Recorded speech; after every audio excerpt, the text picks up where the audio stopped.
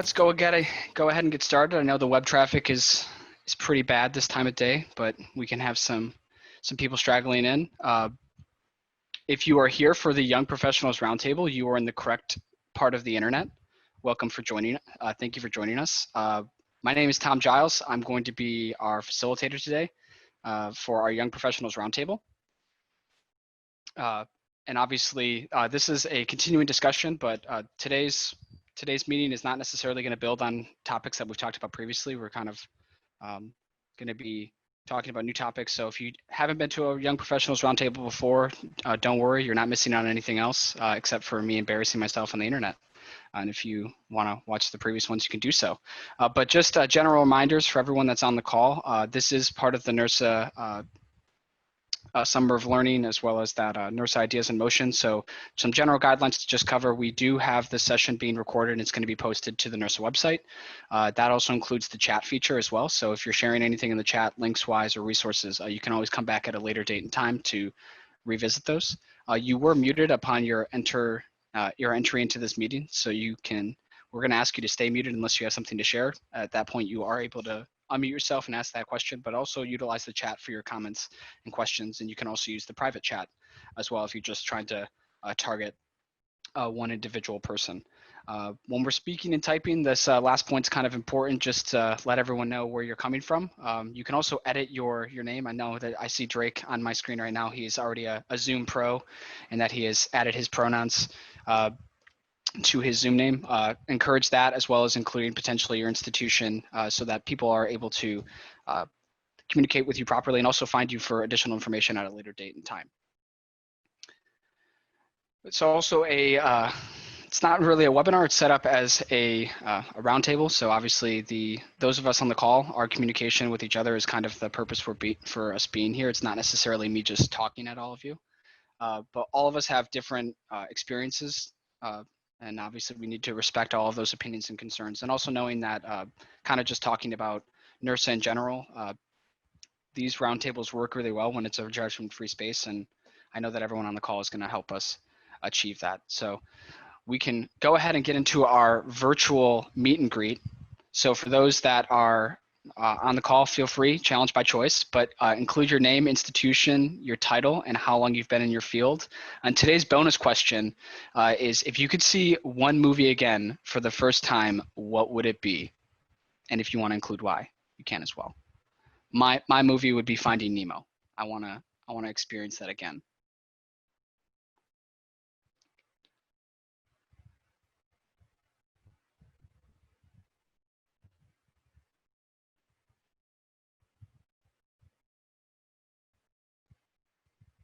Cool. So good answers coming through. Inception's a good choice, Drake.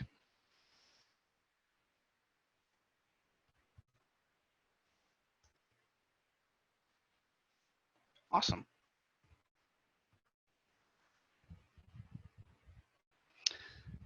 Another good answer from Chris, Avengers Endgame. Yep, Step Brothers, Carrie. Great choice. Hi, Carrie. It's nice to see you virtually.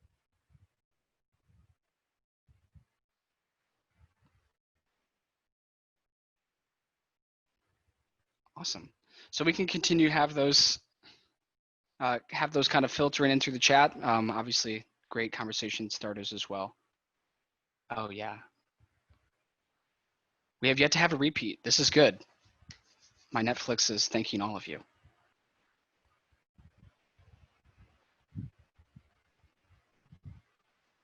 Wonderful.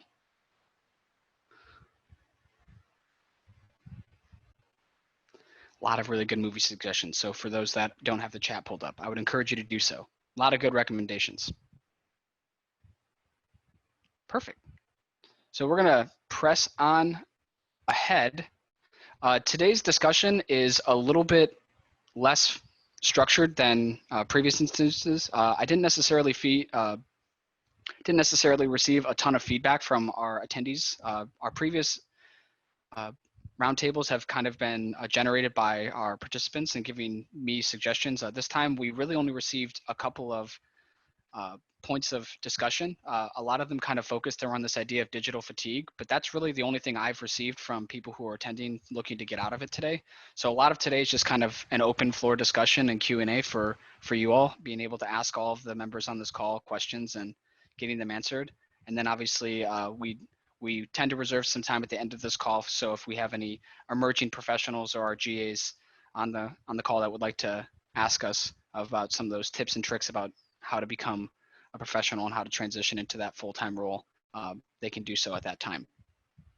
So I guess I can start it off. I'll stop my screen share here and just kind of ask that first question, is asking everyone, like, how's everyone doing? It's August.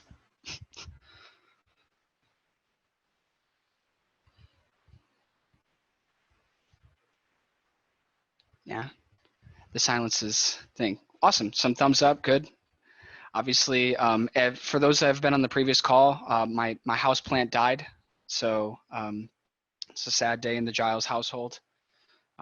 It's been with me for about 3 months. That's about how long it took for me to get rid of that house plant. But we're in the position at FIU where we're kind of internally preparing to return back to campus. But if you've been watching the news or paying attention, Florida is not necessarily the most quiet place to be right now.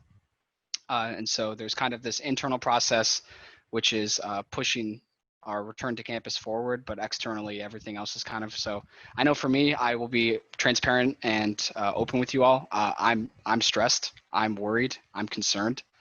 I'm happy that I'm around Nursa colleagues because I can be open and honest with you all, but I'm not joking around when it's like, this freaks me out. And every day it's kind of just doing one thing at a time. So just leaving that open space for other people to just, it's okay to let others know.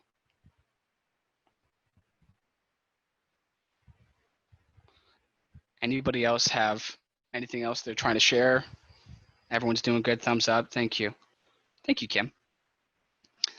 Perfect, so that kind of is a good transition though into kind of our only topic of today, which some of our members did share about this idea that they're starting to encounter or they have been experiencing a lot of digital fatigue. Just to give everyone kind of the similar definition, digital fatigue is just kind of that idea that the constant use of multiple apps, either continuously or simultaneously, just has this mental and emotional draw on us. And so it's kind of almost like a physical fatigue. But as COVID-19 continues to kind of grow and morph in this country, the virtual life is not necessarily departing anytime soon. Even if we are returning back to campus, a large part of our lives is going to be virtual. So opening it up to the floor, just kind of what are some of your all strategies for managing your digital fatigue and trying to make sure that you're taking care of yourself?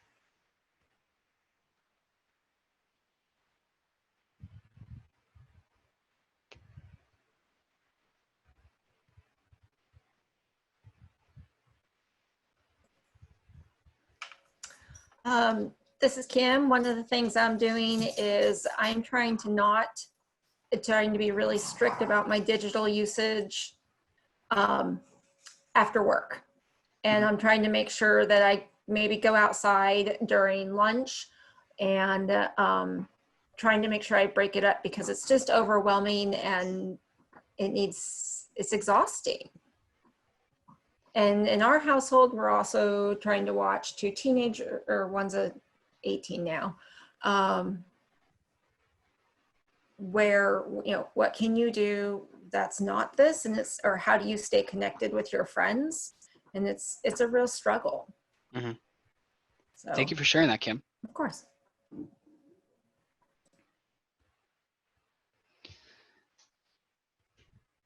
Awesome. Got some.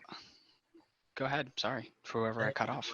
So one of the things that, especially when like lockdown started to happen, is that like one of my hobbies was pretty much taken away because I like playing sports a lot recreationally. I also like playing video games. So as soon as I started working from home, I would literally just get off and then just go onto my Xbox. And now I had been in front of a screen of some sort for well over 12 hours a day. Mm-hmm. So now I try to get into running, which sucks, but something totally different, to where like now I can, be outside and, just get like a breath of fresh air, because there was times where I just would not leave my house or apartment at all during the day. And just trying to find like some new hobbies to do.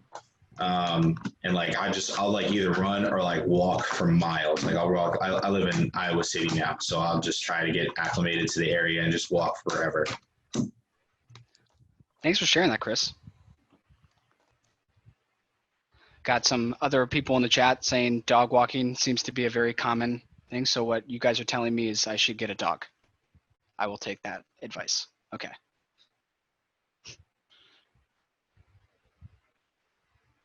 Greg, would you be willing to share a little bit about that scavenger hunt idea?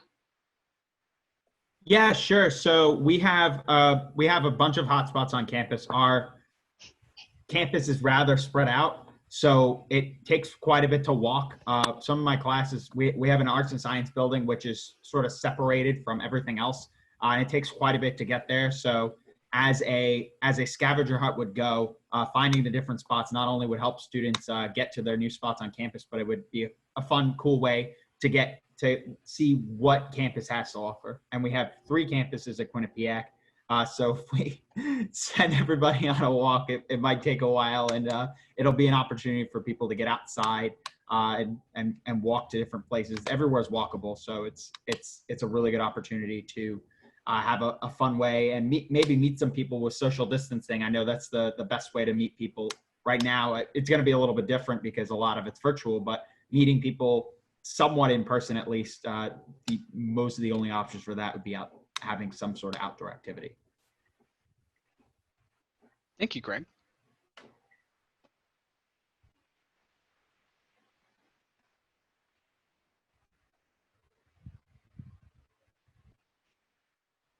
So for those that just joined, we're just kind of talking about a topic around digital fatigue and sharing some ideas of how they themselves are trying to mitigate digital fatigue and take care of themselves during a time where virtual life is a large portion of our daily activities. Oh, jeez. I'm okay. Michael. Here I am. I'm fine. No problem. Michael Audi, I'm a facility coordinator at Sam Houston State. So usually I just been kind of keeping it sane, just, exercising and doing whatever I can. But something that's really recently happened on our campus, I'm actually like kind of excited to see just people walking around campus. The Pokemon Go is a very big thing down here at Sam. Recently, we just had people like walking and swiping around. They're on their phones and it's causing them to pay a bit more attention, but they're still being a bit more active. So that's actually been something quite pleasant to see around campus. Our rec center is actually one of the, I believe they're called Pokestops. So people we see a lot of foot traffic going up and down around campus. So it was good. That's awesome. Thanks for sharing, Mike. Colin, if you wouldn't mind sharing, can you talk to us about your experiences of starting a garden during COVID-19? I obviously need advice because I killed my houseplant.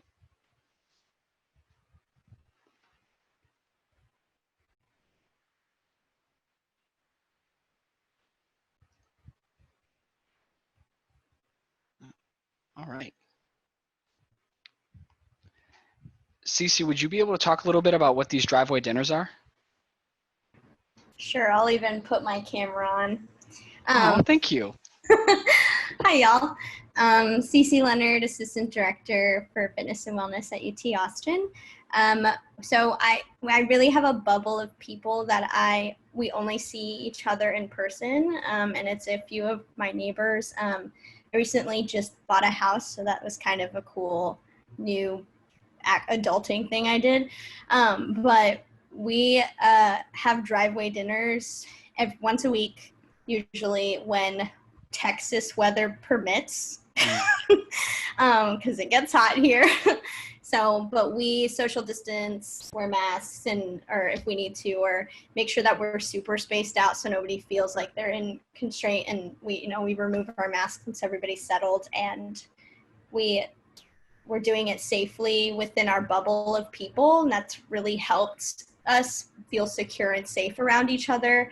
And we have dinner and we get to talk and put on music and jam out. So, you know, we're just being smart about our interactions.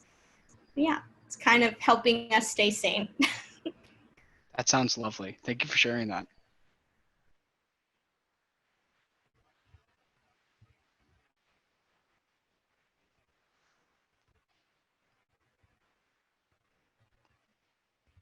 So a lot of really good suggestions in the chat. So I know I'm taking a couple of nuggets away from this. I mean, just going back through the chat really quickly, it seems that we have a lot of people who are getting outside and being active, fishing, running, walking their dogs.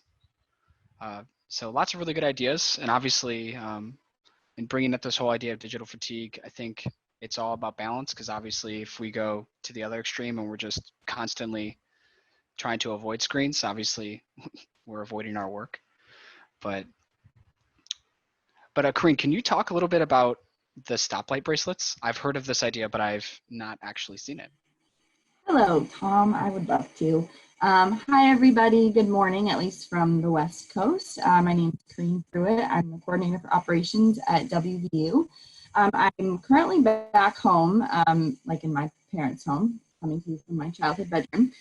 So there's a group of friends that I'm really close with back home, and we've been seeing each other, but people have varying levels of being comfortable. Some people have been tested, others haven't, different beliefs, and all of that is okay and appreciated. And so what we decided to do kind of within our circle of people is start wearing stoplight bracelets to indicate how comfortable we are interacting with one another. So red, yellow, and green, if you're not comfortable and want, you know, the social distance and to stay away, they wear a red bracelet, a yellow bracelet if they're okay with it, but would like you to ask first, and then green if it's all good. So that's kind of helped just be able to see really quickly where people are at without, you know, having to do the awkward, you know, do you go in for a hug or not? And so that's really worked. It's something I plan on actually bringing back with me to work with my student employees. So when we come back and open, even when they're on shift, just so that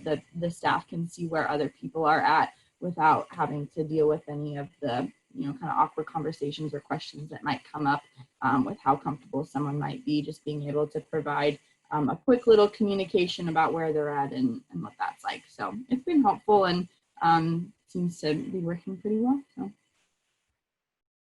That's a fantastic idea. Thank you for sharing that.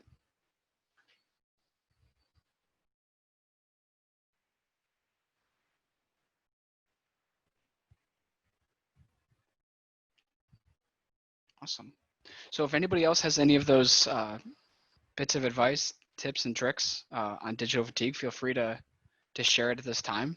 But this is kind of our only dedicated topic for the day. Everything else is open to your questions. So we have around 30 people on this call that are a great resource. So if you have a question you'd like to ask the group, feel free to either drop it in the chat and I can ask it for you, or you can unmute yourself and ask it yourself.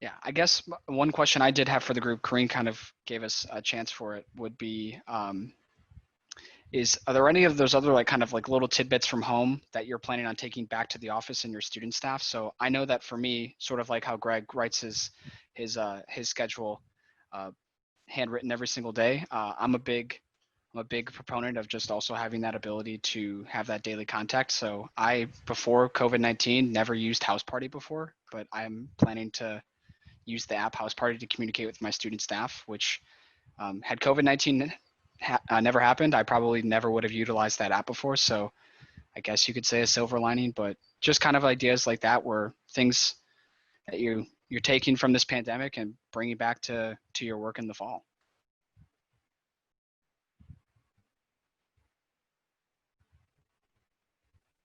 I think for me, which is probably opposite of what I've heard a lot of people say, is that I'll probably find ways to schedule times where I don't necessarily have such an open door in my office because I found I can sit at my desk at home, or if I go into work and no one's there, and get a lot of work done in 2 or 3 hours.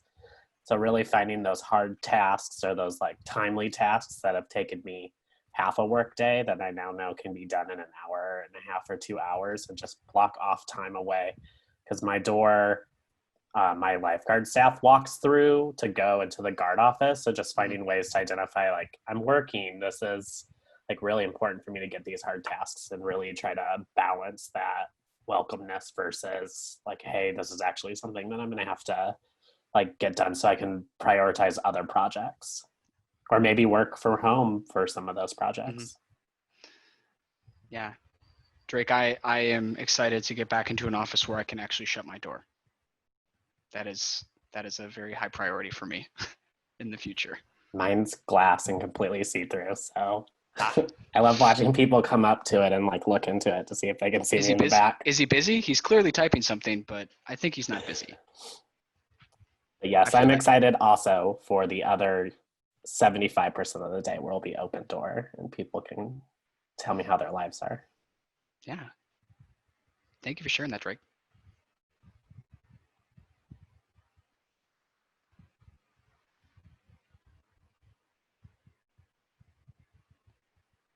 Any of those other work from home tidbits that you're hoping to bring back into the office?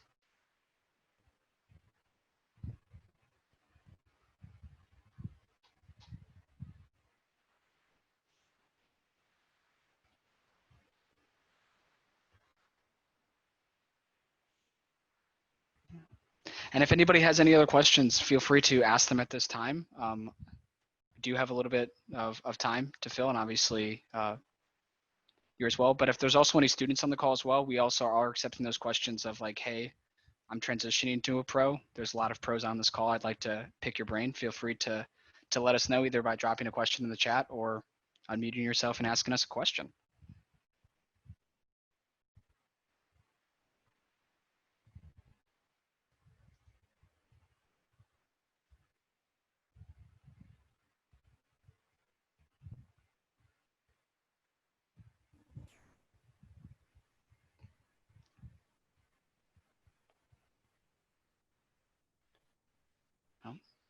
I'll take another stab at this maybe.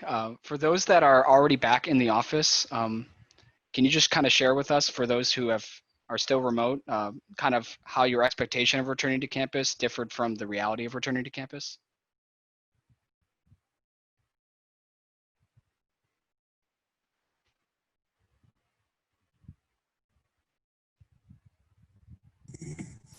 This might ease some people's minds. So I'm Mary Healy. I work at Old Dominion University. We have been back now. This is our 4th week being back on campus. And I think my expectation of coming back was I was going to be around so many people and bombarded and being sneezed on. And like, it was just going to be terrifying.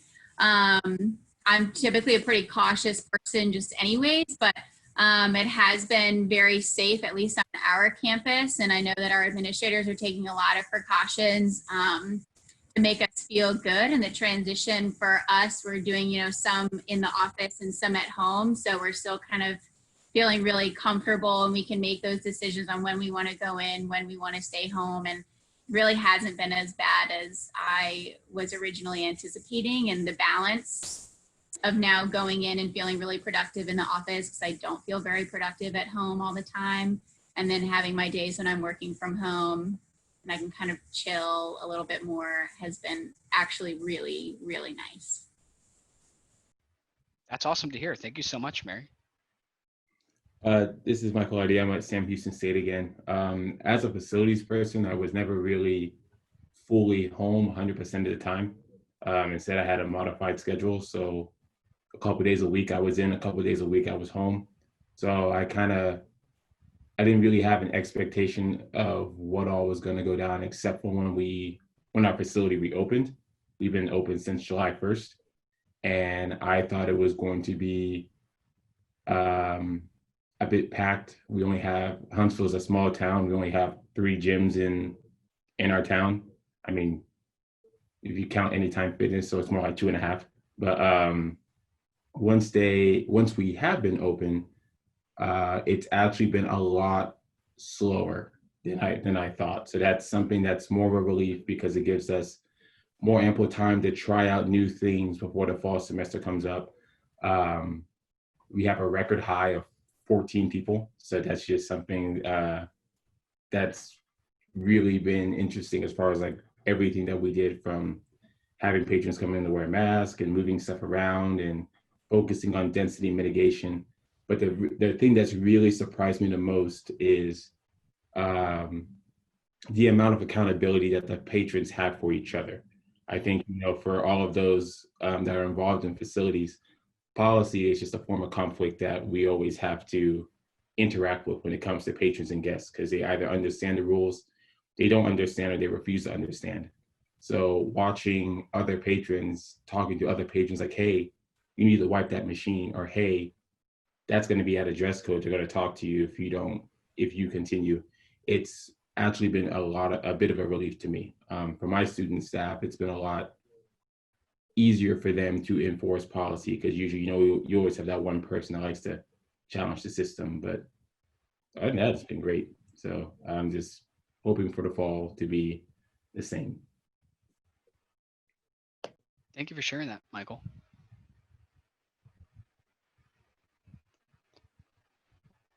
And I guess kind of to tack on to that question, if I don't mind, if Mary and Michael want to take another stab at this, Carrie dropped a question in the chat that I think is pretty important, because a lot of us do have student staffs that we are supervising. And have you been able to gauge what their comfort level has been working in that kind of frontline role and addressing those patrons that are coming into your facility?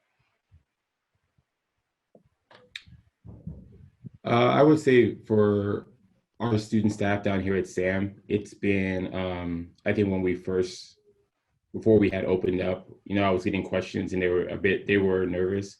We did do a department-wide info training session to kind of just explain to them what were all the big changes that we made to the facility, whether it was adding like plexiglass shields or talking about, you know, proper checkout, or, you know, when you're at membership services, you know, like, you know, not taking cash transactions, just focusing strictly on cards, just to mitigate the amount of contact between our student staff and our patrons.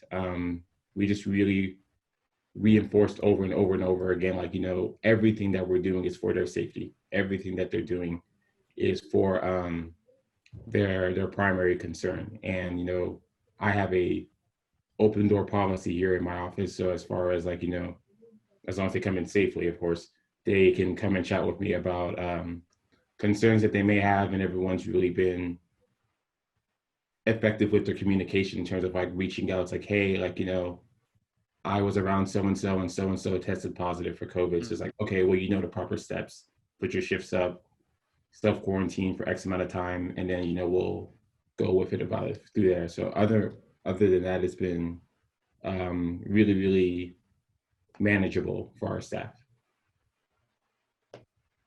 That's great news.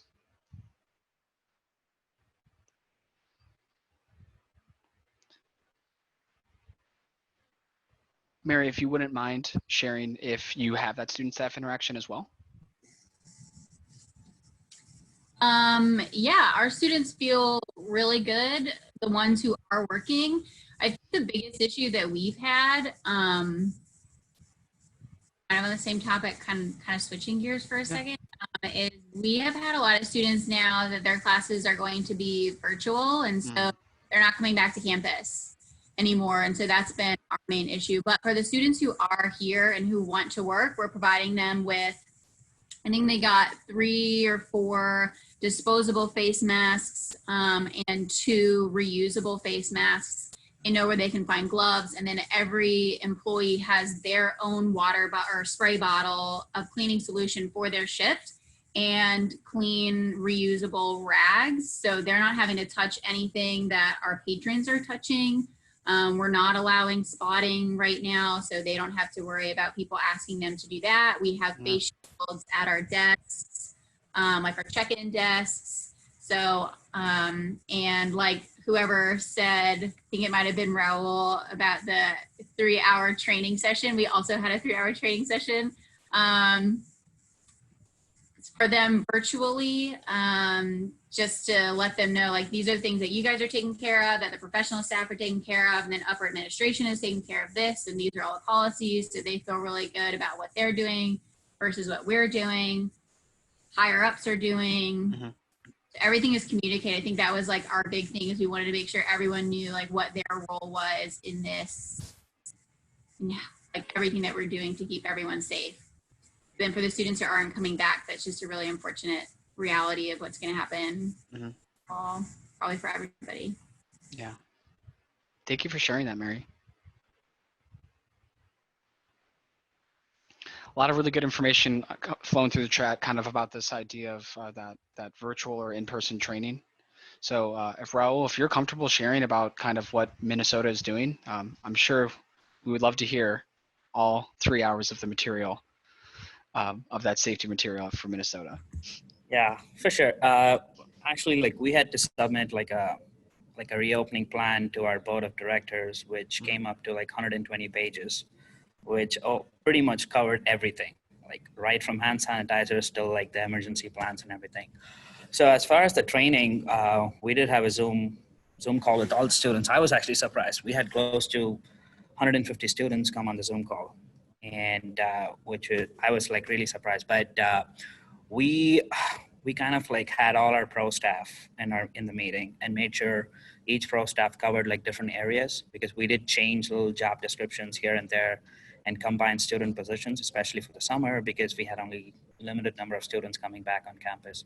So we tried to cover as much aspects in terms of safety and COVID and everything. And one thing we did really worked out on Zoom was like small group discussions about how to deal with patrons. They're probably going to come in and half of them are going to be like, hey, I'm not going to wear a mask. How are you going to deal with conflicts? I think that was like the main thing which really helped the students. We split like 115 to like 10 different groups, and everyone had like a small group discussion about like how do we deal with enforcing our policies and stuff like that. So that was really helpful. And students who came back they were super excited. They're in every day at 6 o'clock. We're open from 6 a.m. to 9 p.m. So they're out there helping patrons and everything. As far as the in-person training, we had to recertify all our students with CPR professional rescuers, because we're doing bag valve mask training, so no more mouth-to-mouth breathing. So that's something which I'm a risk management coordinator out there, so I kind of like enforce that. So we worked with Red Cross and retrained all our staff. So that was the in-person training. We had like 10 per training, I guess. Yeah. And they didn't like that. It was 3 hours plus 3 hours in person, so 6 hours total training. But I feel it was really helpful for everyone, just to like make sure everyone's trained and following policies and everything. Thank you for sharing that. It's really nice to hear that your students are excited to get back in the facility.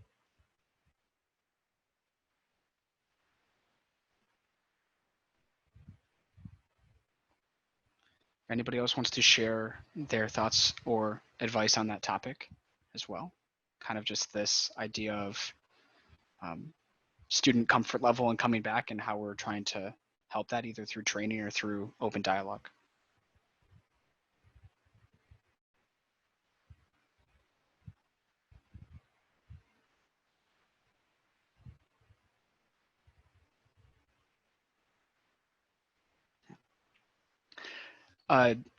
John, if you're comfortable sharing about your in-person training, is that something that was a pre-existing training that you kind of turned into a COVID-19, just kind of reduced capacity training?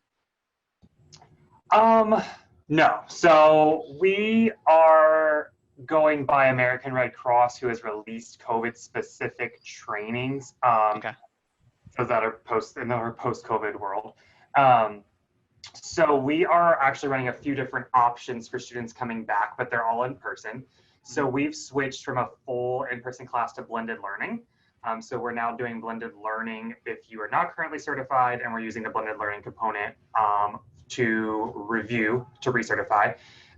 But for students coming back that don't have a certification that's about to expire, they're doing what's called our reorientation to risk management, which is the same content, but they are just not getting kind of the certification attached with it. So they're coming back in, we're doing all the in-person skills, which I don't know if y'all are super familiar with the post-COVID American Red Cross policies, but now, like when you're going over choking, you're doing the techniques on yourself. So you're not doing it on another person. There's no touching. You have your own mannequin, you have your own everything, and then everything's super sanitized afterwards.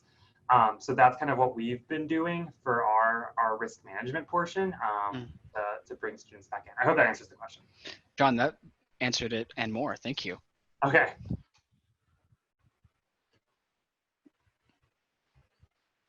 Yeah, so for everyone on the call, there's still some awesome resources in there. And obviously the Ideas in Motion series, there are a good number of those risk management roundtables that have a lot of really good content in it. So if you're also looking for more ways to potentially find trainings that can make your students more comfortable being in the building, just from a safety perspective, the risk management roundtables are a fantastic resource for you. But also just want to make sure that we are aware of the time, but we are still accepting those questions from our developing professionals, our students, if they're on the call. If you want to pick the brain of the pros, we are here virtually to have our brains picked for you. So if you have any questions, please feel free to add them to this roundtable.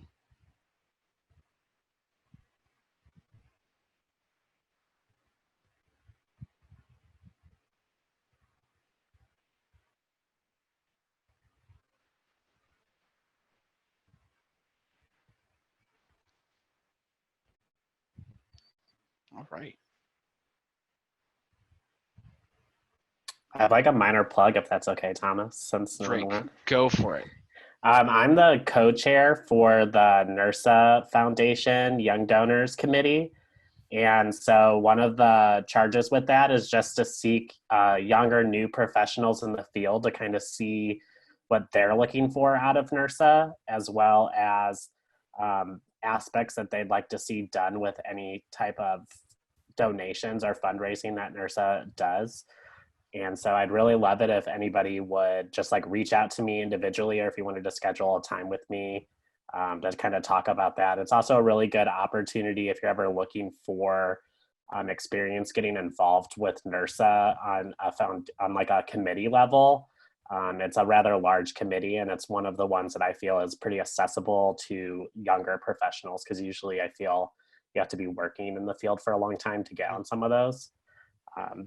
So something a little in line with young professionals, but not exactly in with COVID. Yeah, thank you so much for sharing that, Drake. And if you could drop your email in the chat, that'll be, oh, wow, we're on the same wavelength, look at us. But we also did receive a question for some of our pros on the thing, on the roundtable, the thing. How do you all go about updating your resume? So I know that there's a lot of strategies on this call, so feel free to help us answer Gregory's question.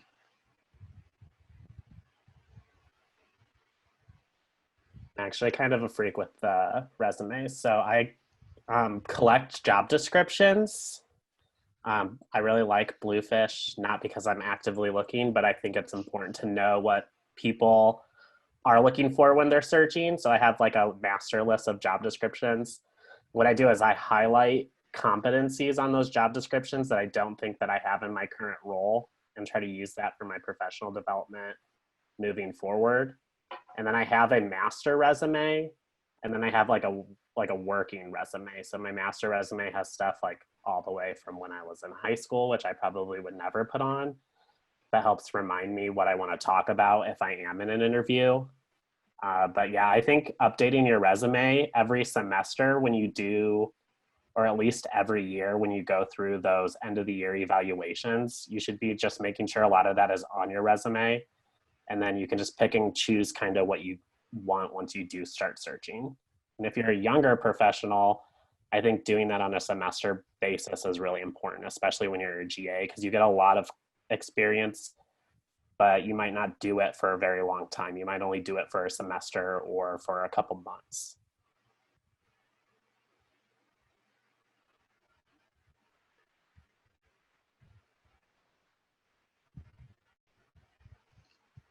So any other advice on editing? Because Greg also has a follow-up question for that. And then Greg, if I can just put my 2 cents in as well. Obviously, when you're updating your resume, the master resume is an incredible thing because obviously we do a lot of things in campus recreation and in life, and it's easy to forget about things. But ultimately, that resume is going towards a specific job. So a lot of the times when you're editing that, the best thing to do is kind of almost look at what the goal is, what you're trying to do, and find experiences out of that master resume to kind of pull those in. But yeah, Jade kind of is hitting the nail on the head. I know there's a lot of questions of whether we should even be calling our resumes a resume. Some of us like to almost view them as a CV, but a lot of the times with NIRSA, the longer it is, it's not necessarily a detriment to you. But if it's like a professional resume, like so for me, I also work as a collegiate soccer official, and the resume I have for that is 1 page. So getting all of my NIRSA stuff off of that condensed into 1 page, it's a very different format. This is Kareen again. I'll chime in on length. I think that it really depends, and it kind of morphs even within, if we just look at the field of collegiate recreation. So leaving your assistantship, I think it's appropriate to be around the 2 to 3 pages, as long as that 3rd page is completely full and doesn't have much white space. And I think that as kind of with your regular resume that includes experiences outside of campus recreation, I think as you progress in your career, that will inevitably get longer as well. So I was recently on an associate director search committee, and I can say that out of all the candidates, they were consistently around the 6 pages range. So if you kind of take your time as coming out of your assistantship, if that's around 2 pages, and then you look at associate directors who are around 6, I think it kind of is a trajectory from there. So maybe 3 to 4 pages coming out as a coordinator, and then maybe you're building into that 5th one. But I think that all the things everyone else has been saying is totally spot on. You should keep a really long master resume, and then each time you apply for a job, go in and from scratch look at what it is that they're looking for and pull those experiences that highlight that, and then add those into it. But it's really important. I think Drake mentioned it, but every semester or every month even, just keep a running list of everything that you have been doing, because if you wait until the end of your 2 years or end of 3 to 4 years as a coordinator, if you try to sit and reflect on all the things that you've done, you're inevitably going to cut yourself short and miss some key things that you did. And so, and then you can never have too many people look at it. So everyone's going to have their own preferences. And when I'm working with students and they bring me their resume, I encourage them to go get other people to look at it. Because something someone really, really likes could be something that someone else really doesn't. And it's just so individualized. So getting as many people as possible to look at it, and then at the end of the day, doing what you feel is best and what represents you best, I think is a good call. But get people in and outside of the field to look at it, especially if you're kind of exploring other career options as well. Yeah, and some information was shared with me in the chat, Greg, as well, is that COVID-19 also is something that all of us are trying to work into our resume too, because there's a lot of things that we have had to pivot, in the sense of that ability to pivot is also a skill that a lot of employers are looking for. So it's trying to also like think of those kind of things on a semesterly basis, because it doesn't necessarily have to be something specific. It can just be like, this is how I'm actually showing you that I'm adaptable, or this is how I'm showing you that I can create a program utterly from scratch, something like that. A lot of really good information.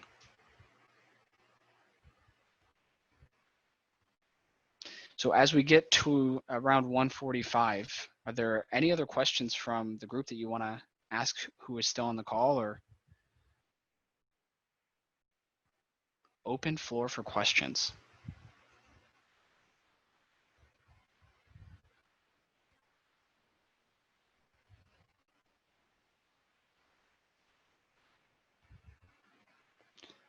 Yeah, Greg, we've kind of touched on this this topic before. The question in the chat being, when is it kind of best to look for jobs?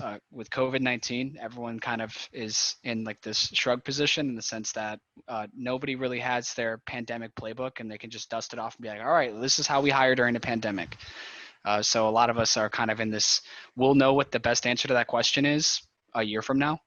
But right now it's kind of just continually to look, continually to ask questions, and knowing that, especially in NIRSA, there is both the formal channels, kind of like that NIRSA Bluefish jobs, but also the informal network of being able to network with people and saying like, hey, is there going to be a position available? Where are some opportunities that are going to be? But as Drake just put in the chat, the traditional search time is kind of that beginning of this, the new year, January, until the NIRSA annual conference, which sometimes floats anywhere between like March to April. Someone's probably going to correct me in the chat, but that's fine.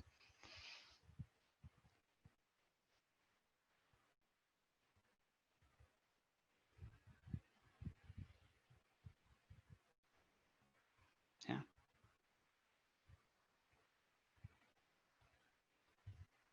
Thank you for all the questions, Greg.